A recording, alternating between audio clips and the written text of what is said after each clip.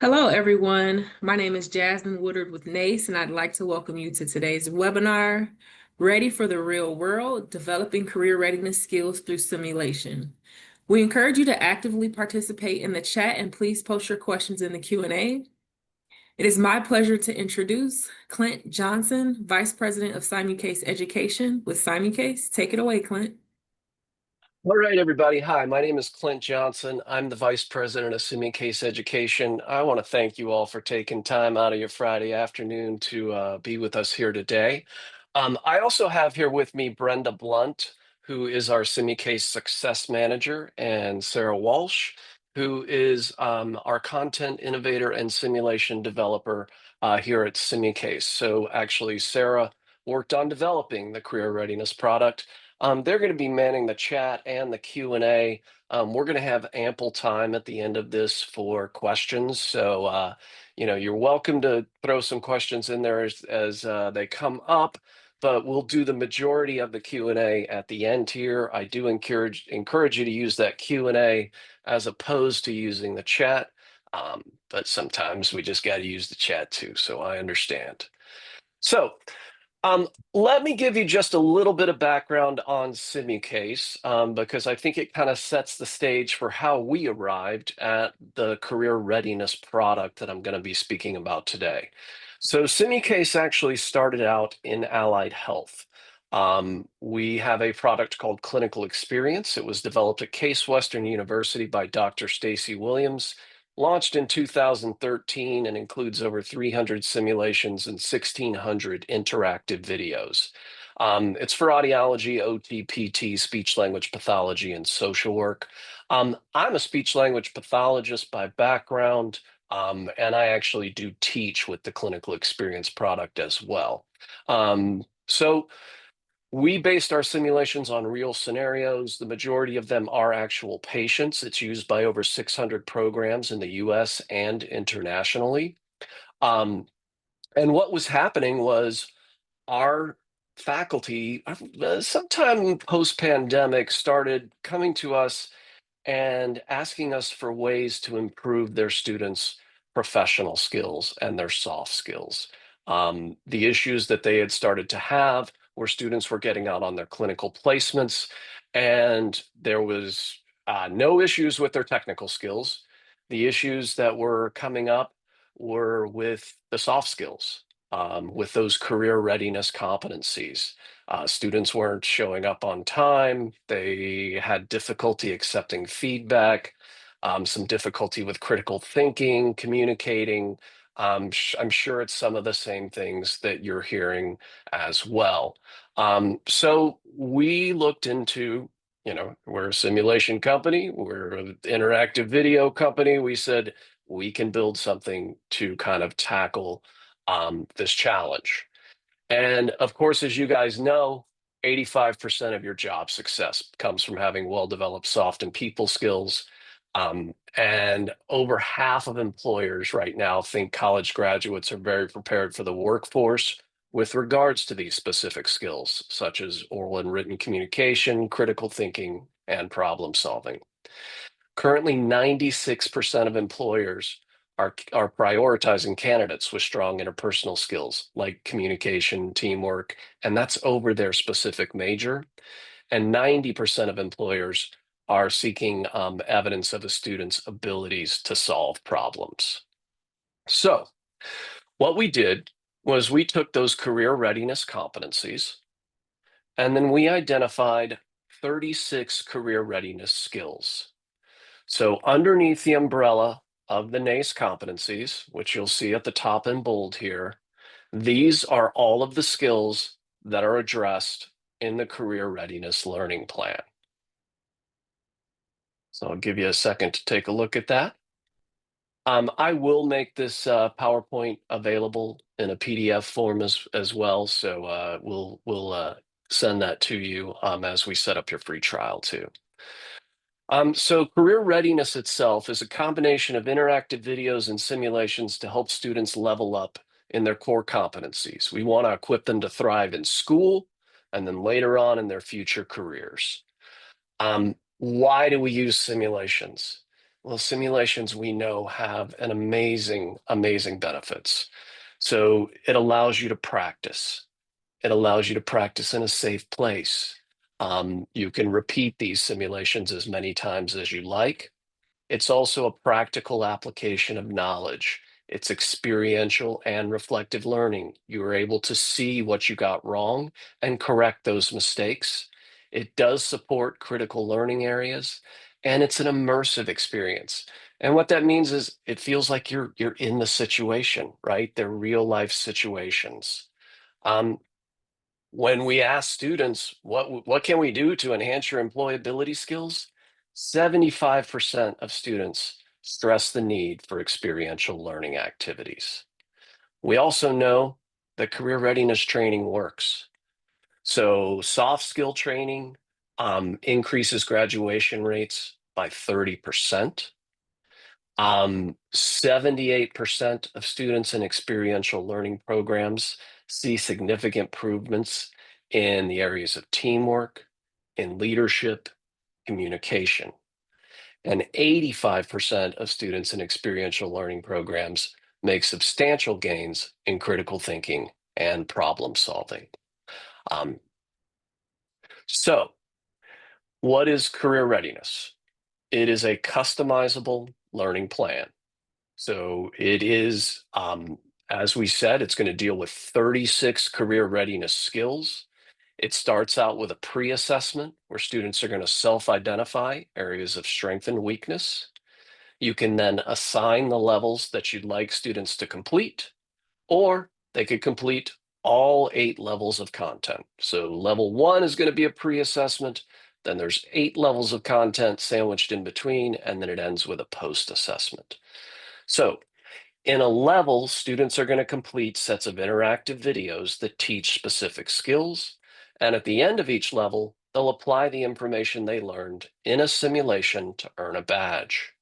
Once they complete all the levels and the post-assessment, they will get a certificate and a digital badge for social media. So the videos are going to all be set up the same way.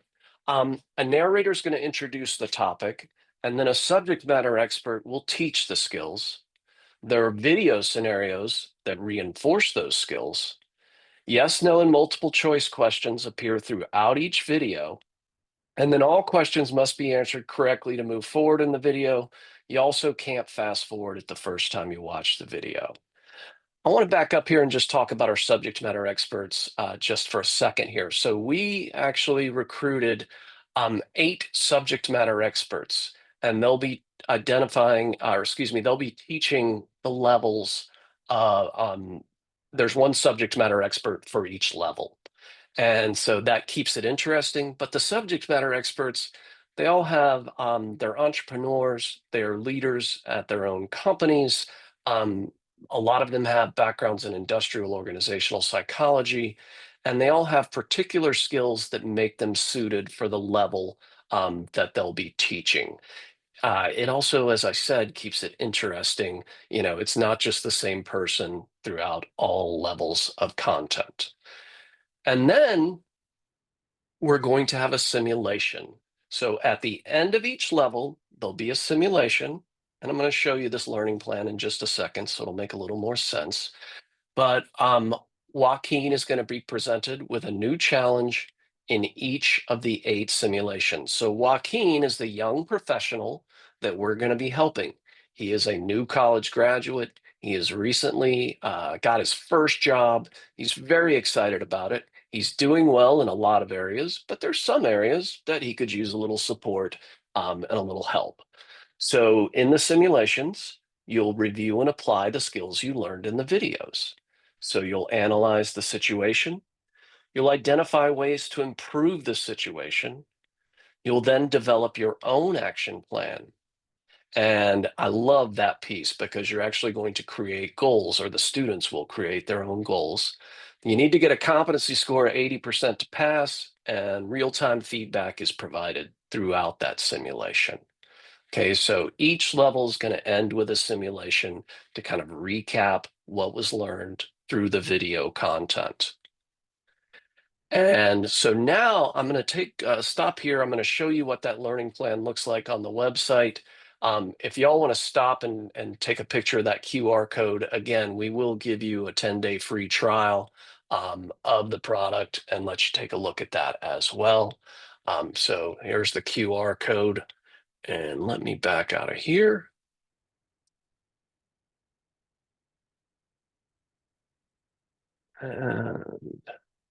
So this is what our learning plan looks like.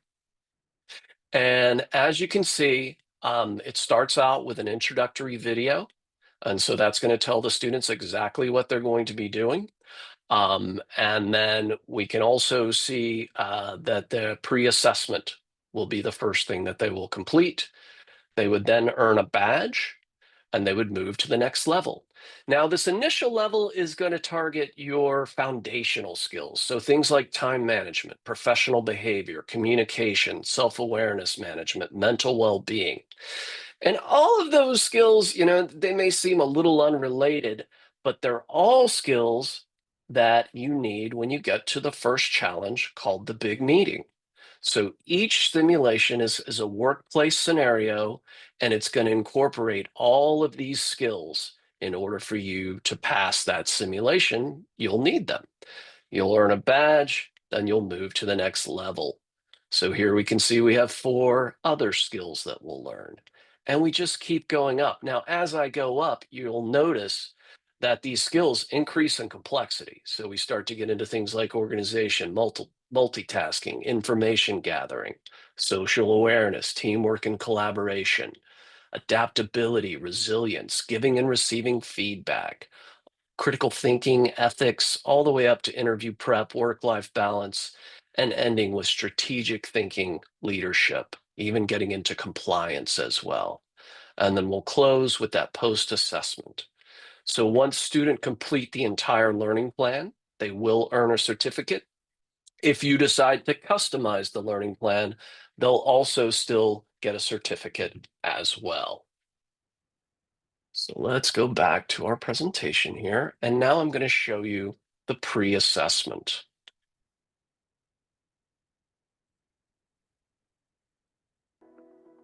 The purpose of this pre-assessment is to help you identify your areas of strength and opportunities for growth. There are no right or wrong answers, and your responses will not impact your score, so be sure to answer the statements honestly. Consider your usual behavior and rate the degree to which each statement applies to you. I spend time thinking about my strengths and areas for development as they relate to success in my future career.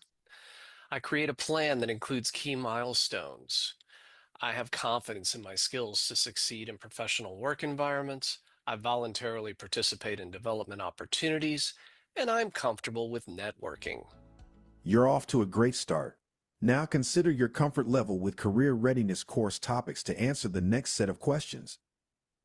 So now we're going to pick one area that I consider to be a strength. And if it is a strength, we need to say why. And then we'll pick one more area. And again, we'll identify why that is a strength. And in the last one, we're going to pick areas that we would like to develop further. Great work. As you continue with your learning plan, you will have an opportunity to explore these topics more and further develop.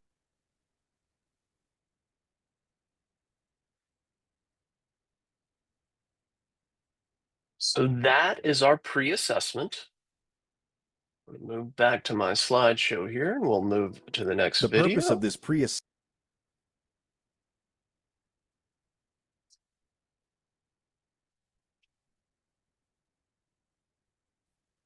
And this is what a video scenario looks like.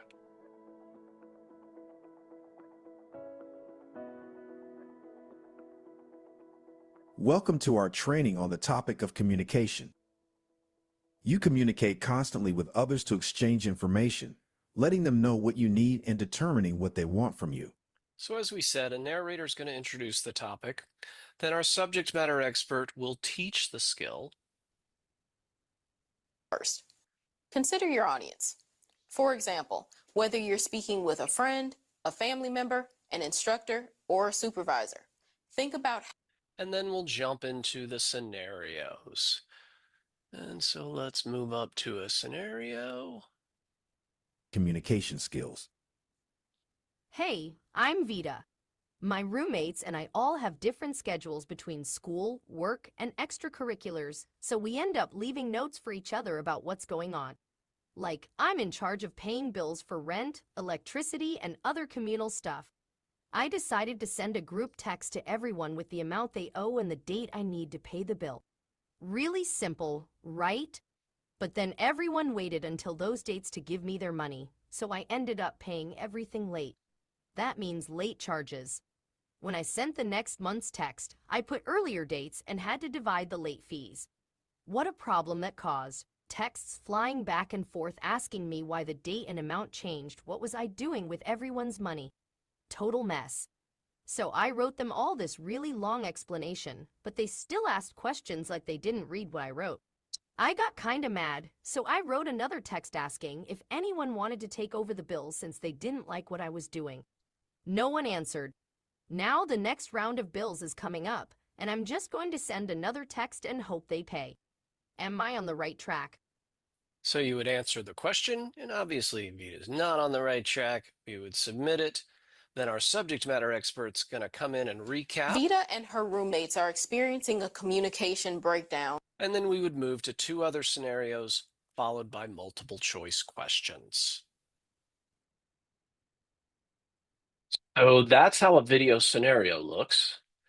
And in the next slide, let me hit this. We'll talk about our simulation. So let's jump into that. So now we're in our simulation. Remember, we're going to be helping a new young professional named Joaquin through a series of challenges. And we're going to work from left to right here. So we'll start with collect, move over to complete. The circles here are progress meters, and those are going to keep track of how I'm doing, provide me with real-time feedback. So let's click start, and then we'll hear about Joaquin's challenge. Joaquin's team is responsible for multiple projects. Joaquin is assigned to 3, so in addition to his daily tasks, he must meet several ongoing competing deadlines. He's missed a few key assignments, though, and feels overwhelmed and incompetent. He started working late most nights to try to keep up. The team has an important video conference meeting scheduled with a project sponsor and key collaborators from multiple locations. The day before, Joaquin realizes he forgot to complete his tasks for the project report. He works through the night to add hundreds of data points, but in the morning, Alicia, the project manager, informs Joaquin that he used outdated data. Alicia warns Joaquin that he needs to do better. Exhausted and frustrated, Joaquin spends the time before the meeting alternating between just quitting and considering solutions to the problem he's created. After letting himself feel bad for a few minutes, Joaquin realizes he's made a commitment to his team and to the project, and he wants to do better. Joaquin joins the virtual meeting on time. Though he still feels shaky, when it's his turn to speak about the project, he remembers to introduce himself and then, without making excuses, apologizes for the data errors in the report. Joaquin describes the steps he'll take to fix the errors and provides a timeline for getting the updates to everyone. The attendees thank him for being solutions-focused, and the meeting continues with discussion of the next project phase. Joaquin feels relieved, but thinks the heavy feeling in his chest may take time to subside. So then we'll review the skills that we learned, and all we have to do here is click on them. We'll be given a short definition, and then we'll also review how to improve those skills. Time management is the process of coordinating activities and tasks in an effective and efficient way. And then you can review how to improve them. To improve time management skills, establish a healthy routine that provides And you'll notice my progress meters filling in as I click on those. You'll also notice there's a green bar appearing in the top right corner. That's positive feedback as well. So now we'll analyze our situation and form an action plan. And I'll click administer. I'm going to play the response. You heard what happened, right? So I've been pretty overwhelmed lately, and I feel like the work just keeps piling. And the student would watch the entire video and then answer the questions. So we're analyzing the situation, what issues come up for Joaquin, managing time, communicating when additional support is needed, and navigating stressors. Joaquin does indicate that he plays video games and listens to music, but he might be looking for something else to help him relax. And then what is he doing well? Notice that we're always talking about strengths. He does hold himself accountable. He manages his emotions despite being frustrated. We can click this feedback button and it'll tell us if we're correct. Move to the next item. We're going to watch another video here. I know I'm really new at this and I'm gonna make mistakes. I'd like to avoid making the same mistakes though. So now we're going to answer questions about how to improve these time management skills, our communication skills, all the things that we've learned. So one way to improve time management is to prioritize projects. And then for improving communication skills, we can be proactive and communicate to the manager when we need additional support or training. And to improve our mental well-being, we're going to ensure we get adequate sleep. Again, getting that feedback and seeing if we're correct.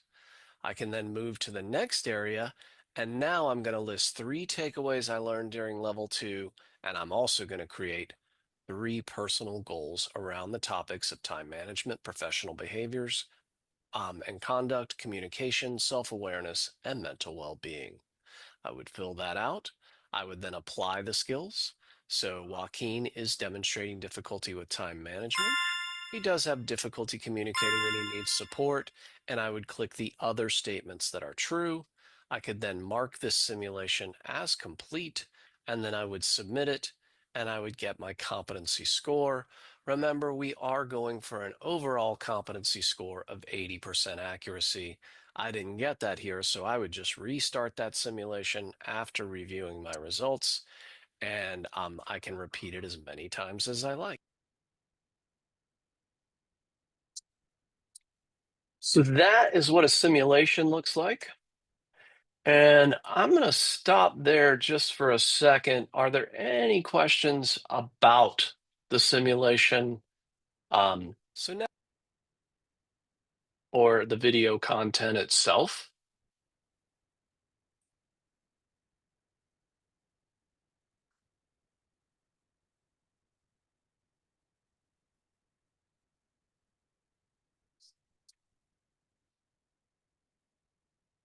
Okay. So if the students get lots of answers wrong, which we don't really see, this is kind of meant to scaffold them as they go through. Um, they will have a report that shows them any incorrect choices. So it's a great question. They can see those incorrect choices and then they can go back and they can restart the simulation and they can try it again. They do not have to do the whole simulation again. They only need to fix their errors. Can you print out your action plans in the platform? Yes, you'll have a transcript that you can print out as well. And what I have put up here are personal goals that I pulled from some of the data that we've collected over the last 2 semesters. And as I started pulling these goals, I was super impressed with the thoughtfulness and time that students were putting into these goals. So these are some goals based off that simulation that I just showed you. Remember, our skills that we were looking at were time management, mental well-being, communication, things along those lines. So student 1 here said, a personal goal of mine is to get more sleep, find ways to make me a little less stressed, do my best to communicate others when I need extra help or an extended deadline. I do well with time management, but when it comes to school, but sometimes I forget to prioritize time with friends and family.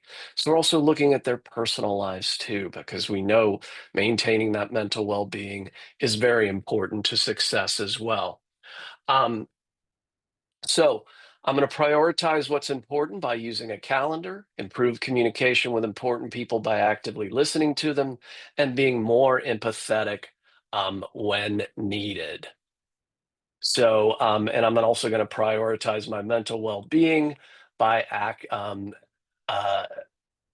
addressing stress as well. So I do have some other questions here, and we may wait on some of these till we get towards the end.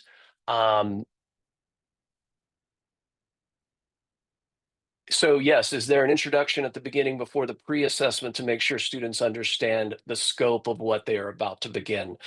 Yes, that's a video that begins the whole product, but I of course would recommend you as the professor kind of or administrator kind of introducing that as well.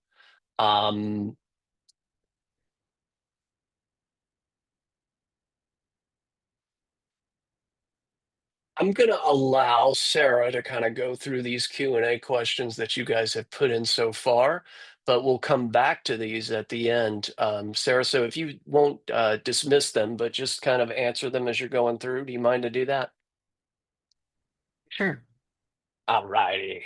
Thank you. So Sarah can certainly help, and I'll come back. And if there's other ones that we haven't addressed at that point, we certainly will. Sorry, I didn't realize there were things in the Q&A as well. So great. So, I do see our students have between 4 and 8 years of experience at the MBA program. I'm actually going to be showing you data from grad students as well, Leslie. So I think that'll help too. But we'll try to get the rest of your questions answered. All right.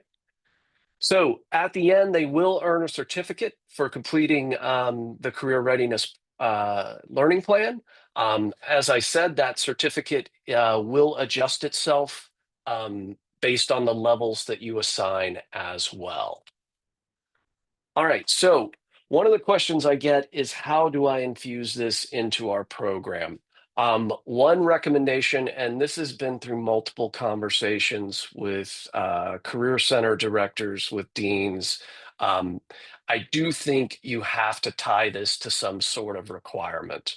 I'm not sure that it just living in the library and telling folks that it's a resource that's available, that you're going to have the type of participation that you would like.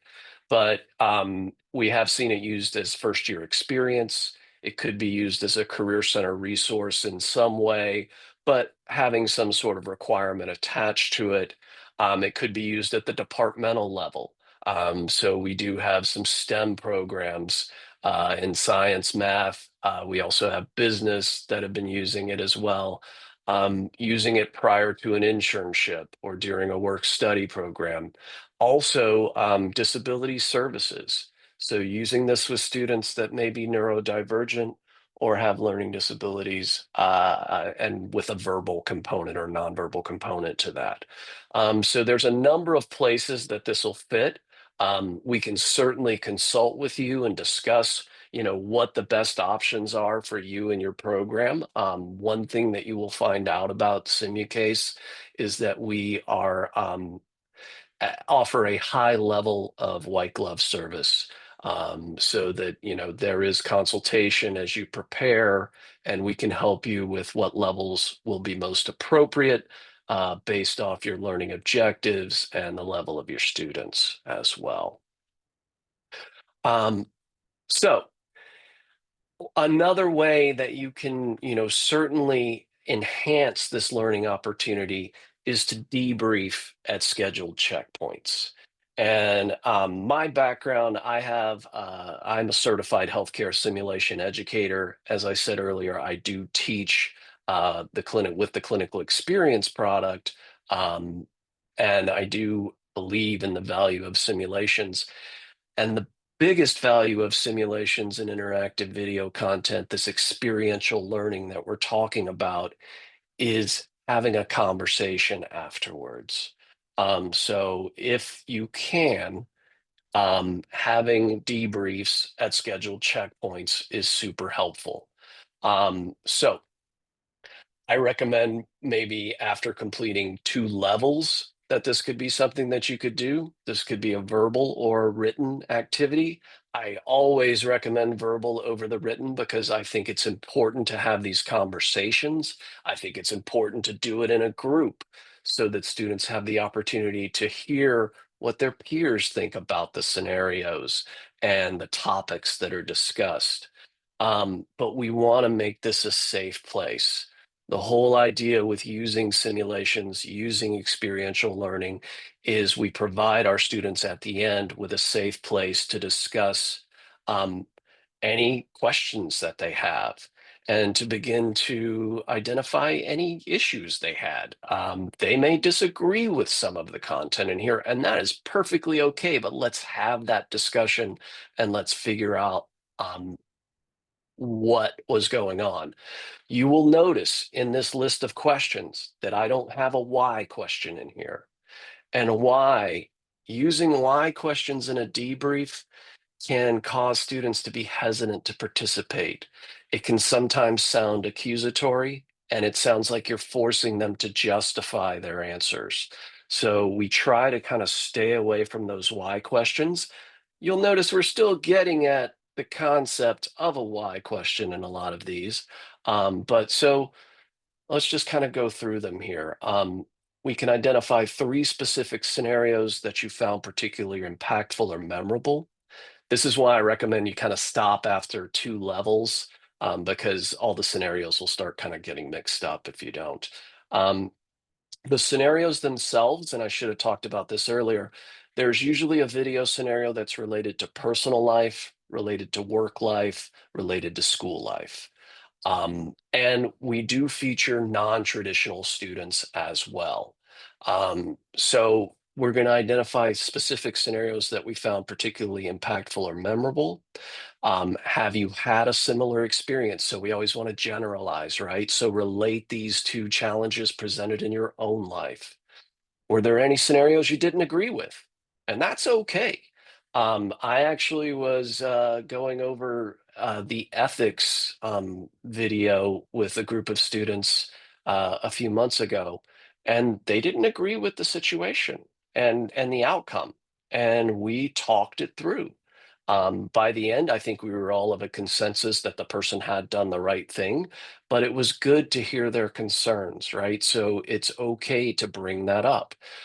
Which of the skills do you anticipate will be the hardest for you to consistently use or apply in the real world? What makes them challenging? Which skills covered in the learning plan are you already using and do you feel confident with? So again, highlighting strengths. Highlighting strengths is the super important aspect of this debriefing in simulation as well. And then how do you plan to apply it? So we're always moving to that generalization. How are you going to take this information and use it? And I think you could use this, kind of format, not just with the career readiness product, but with any type of debriefing that you're doing, where you're presenting your students with scenarios as well. We also created this free resource. This is available in that QR code that I gave you, and it is a career readiness journal. So one of the questions that I got when we first launched the product was, what do I do with this information, or what are students going to do that's a tangible goal here? So how do we move forward with this? And ultimately, what's our goal here? Well, it's to get students to graduate, get a job, right? And where do students typically have the most difficulty with their interviews, with getting into that first job experience? It's being able to share your stories, right? Creating your own story, creating your own narrative. So jumping off from that debrief, they can start to begin to document their stories in this career readiness journal. So we'll choose the questions that they feel match their experiences, start to write down where they've learned and where they've begun to apply those skills. So all these students have probably uh, exemplified resilience, or they've been able to give and receive feedback before. They've built inclusive connections. They just kind of forget sometimes that happened to them, right? So let's help them make those connections. So describe a time when you faced something unexpected. How did you handle it? When you didn't achieve a goal that you were aiming for, what did you learn? When did you give someone feedback?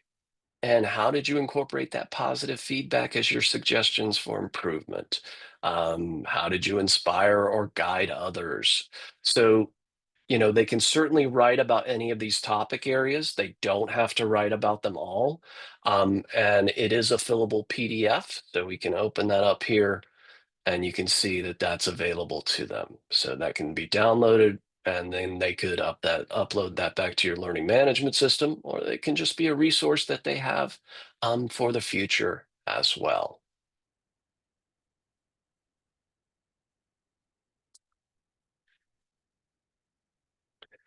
So that's the Career Readiness Journal. Now let's talk about the data. So we actually won a grant from the University of North Texas. And this was through their Center for Socioeconomic Mobility through education. We did a pilot study with 23 students. They were undergraduate and graduate students. It was their selective internship scholar program. And I just popped up 3 areas where we saw the most growth.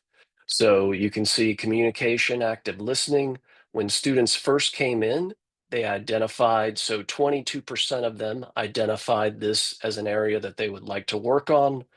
By the end, 71% of them were exhibiting this or were listing this as a strength after completing the program. Organization and complex problem solving. You can see initially it was at 17%, jumped up to 65%. Critical thinking and ethical decision making. You can see that comfort level with critical thinking, ethical decision making jumped up to 65% there. So we saw some really good growth there. And then we also asked the students to rate the program as well. We did end up with an average rating of 4.53. So overall, how would you rate the program? It increased my confidence. The presenters were engaging. I've identified areas of improvement and areas of strength, and the simulation allowed me to apply the knowledge I gained in the videos, and the program itself was user-friendly. So let me just fix something here. All right. So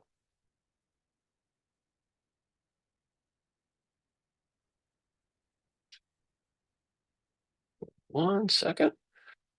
All right. So then I started looking at a larger group of students. So these were again still small pilots. They were completed at 14 schools in total, with 219 students as our N. Again, you can see we had significant growth in most areas, and communication, active listening, conflict management, teamwork, and collaboration, and professional behavior were our highest growth areas. And I want you guys to take a close look at this. This kind of surprised me, because when we asked student what areas they needed to improve upon, and I remember this number because I was like surprised by it. Only 12 students out of this whole sample of 219 identified professional behavior as an area to work on. But by the end, 37% of them had said that that area had improved and that they felt more comfortable with it. So that was a huge jump. Another piece to talk about here is technology and social media. You'll notice that it started out very high and then it didn't really increase. And that's something that we, as a team, are going to look at. We have some theories about it.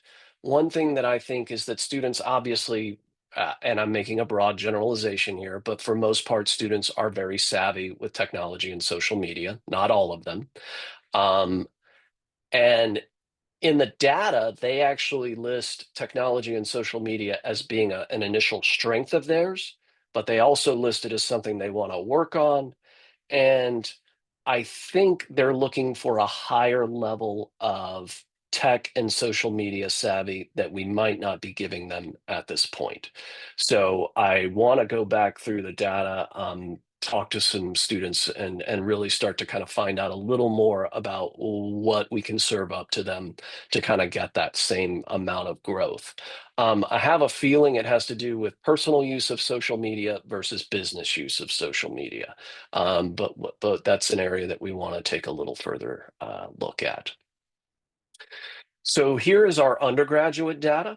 You'll notice that we still had growth in a lot of areas, and significant growth again in communication, active listening, conflict management. Look at that professional behavior growth. So again, we're seeing that huge jump from, I think it was around 8%, and then jumping up to 33%. Organization complex problem solving, again, that's really not a significant difference. So we didn't see growth there. And another area that we may want to take a look at with our undergraduate population. But again, you see that kind of same aspect in the tech social media side of things. And then finally, I'll show you our graduate growth. I think, the huge jumps in growth here probably have to do with kind of higher level metacognition that we would expect to see with graduate students. But again, you're seeing that communication, active listening, conflict management, critical thinking, even organizational complex problem solving, emotional IQ, like everything across the board kind of grew with our graduate students, and grew more significantly. But here you can also see that professional behavior area, and even tech and social media had a little bit of a bump there. And I don't think it means that this product is more useful or more geared towards graduate students. I think it's more of a product of the graduate students. Yes, these are all self-rated, so this is all self-identify at this point. And Laura, that brings up a good point. That is kind of our next step, is to start to look into their mentor ratings as well and start to do some comparative data there. So our next kind of beyond the pilot study would be beginning to jump into that as well. So let's keep moving here. I've got one more piece of data to show you, and then we can kind of open things up to questions. But this is by far, I'm a speech language pathologist at heart and always will be. This was my favorite piece of data. This was from a pilot study that was done at a private institution in Indiana. This was 31 students. They were undergrads, some grad students, and this sample itself also included neurodivergent students. And by the end, this was from their survey, 100% of the participants felt more prepared to handle professional conversations and are now able to properly adjust their tone and language for different audiences. One of the students that did identify as neurodivergent said, "I wish I would have had this before I went out on my first placement." So she was a PharmD student, and really, was said, this was so helpful. So that, just made me feel really good that we're kind of moving towards helping students be prepared, helping them with those critical skills that NACE has identified through those career readiness competencies, and doing it through experiential learning. So at this point, I want to open things up to questions. I know we probably have a bunch here. I thank you all for being here with us. And let me kind of back this out just a little bit. I do have here the QR code that can get you that free trial, the Career Readiness Journal, also a handout. And let's answer some questions. If you check the Q&A, Clint, we left a few in there for you. Yeah. All right. So, Clint, I have two questions. We have a lot of international students who need help with soft skills. They have trouble assessing their strengths and needs inside the US culture. Is there a version of the tool? Can we put learning plans together as their coaches. So actually, the learning plans, you would be assigning them what you want them to do in the learning plan. So it's not necessarily student driven. So you can certainly customize the learning plan to give them the areas that you would like them to see. Um, and I do think this would be a huge help for international students to kind of look at um, through the lens, of the career readiness competencies being applied in the U.S. culture. Um, we also have kind of a follow-up handout. So Leslie, if you'll reach out to me, I have a handout that I use with simulations because we have a lot of international programs that use us, and it's a general handout where we discuss cultural differences as well. So I think that helps to kind of uh, start to help students identify what is important in their own culture and the differences that they're seeing with US culture, and just kind of make them a little more aware of those differences. But I can certainly share that handout with you if you'll shoot me an email. And my email, you can email sales@simucase.com.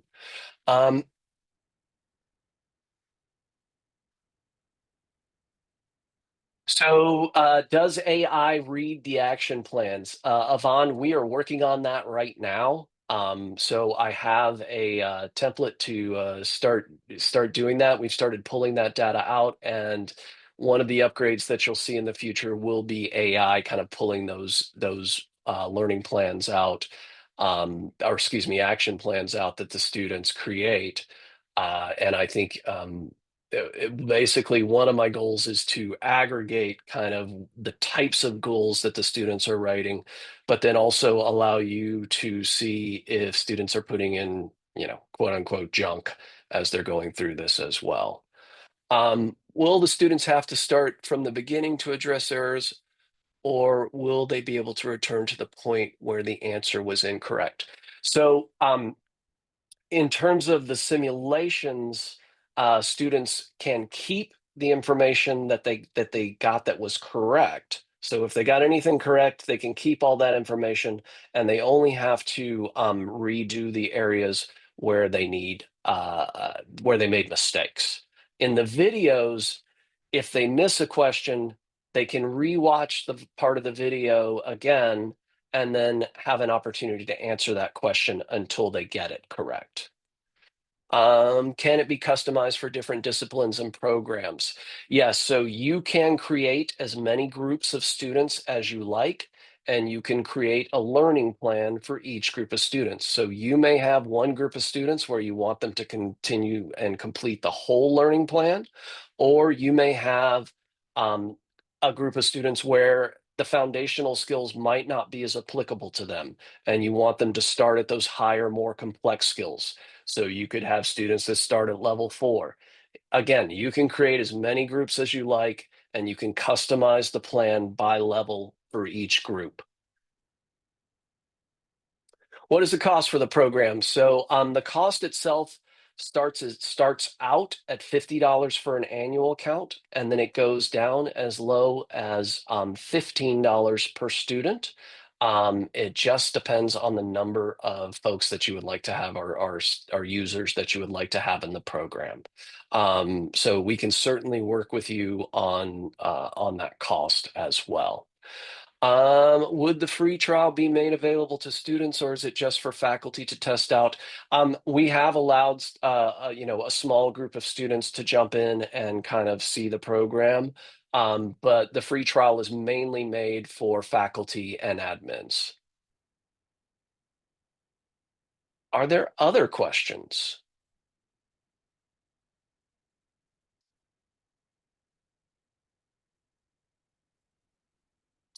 Would I please explain the fee again? So yes, so it is an annual account. So students would have an account for 12 months. It starts out at $50 per student. And based off the number of students, that price continues to go down to as low as $15 per student. It really just depends on the number of students that you're going to have.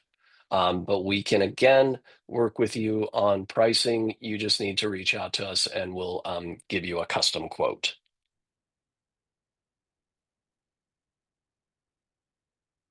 Other questions?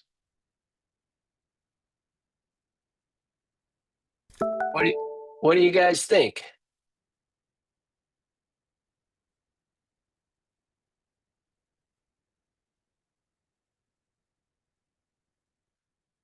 I love it. I like to see that. While we have a little bit of time here, I would love to hear what you guys plan to do this fall with your students to address career readiness competencies. So let's open it up to you guys.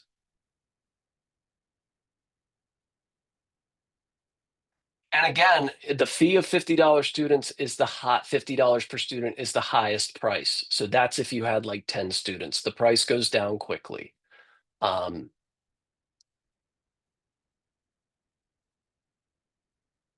So we're going to do some workshops, LinkedIn learning courses. I like that. And the session is being recorded using a podcast. So those are some ways you're going to address those career readiness competencies. Ooh, escape room. I like that a lot. That's great for critical thinking. Implementing internship forms to assess this information. Networking with our local chamber events. So getting students out into the community. I want to hear more about the escape room too. That's a great idea. Um, Very cool stuff. Lego Career Challenge. Interesting. Employer panels, lunch and learn. So you guys have some good plans for the fall, it sounds like. Well, I appreciate all of you for being here. It has been a pleasure to speak with you today. And if you have any questions, please reach out to us at sales@simukase.com. We'll be happy to get you a free trial. And thank you for spending some time with us here today.